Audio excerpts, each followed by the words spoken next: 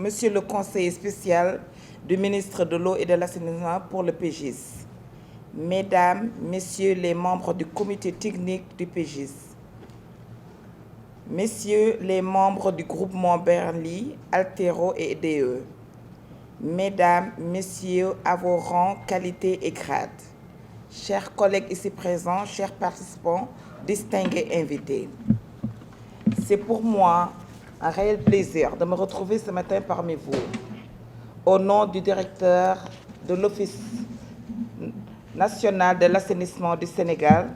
pour co-présider l'atelier de lancement de l'étude de définition de mesures liées à l'alerte précoce et la gestion de crise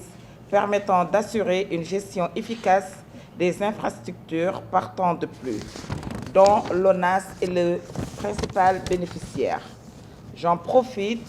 pour transmettre l'honneur et la satisfaction exprimée par le directeur général de l'Office national de l'assainissement à accueillir ce grand privilège qui sera pour ONAS, qui est toujours en quête d'amélioration et hausse de ses performances,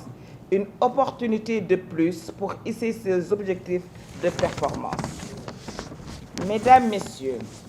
afin de mieux cerner l'efficacité des ouvrages réalisés par l'ONAS et d'assurer un meilleur entretien des canaux, le PGIS a initié cette étude portant sur une définition des mesures liées à l'alerte précoce et la gestion de crise permettant d'assurer une gestion efficace des infrastructures partant de pluie. L'objectif de ce projet est d'accompagner ONAS à disposer d'un GMAO, d'un SIG et d'une télégestion plus efficace, performante et alerte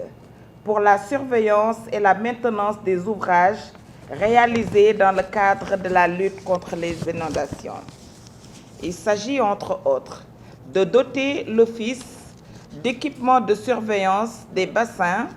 afin d'éviter des débordements et de mieux planifier les interventions de maintenance avec le GMAO et d'assurer le suivi en temps réel des ouvrages avec le SIG. Chers participants, pour encadrer ce partenariat, la DPGI et l'ONAS sont en train de travailler sur un projet de protocole qui est en cours d'élaboration pour définir les modalités de collaboration entre le DPJ et l'ONAS, ainsi que les rôles et les responsabilités de chaque partie, dans le cadre de la mise en œuvre de cette étude immensément importante pour les perspectives stratégiques opérationnelles de l'ONAS.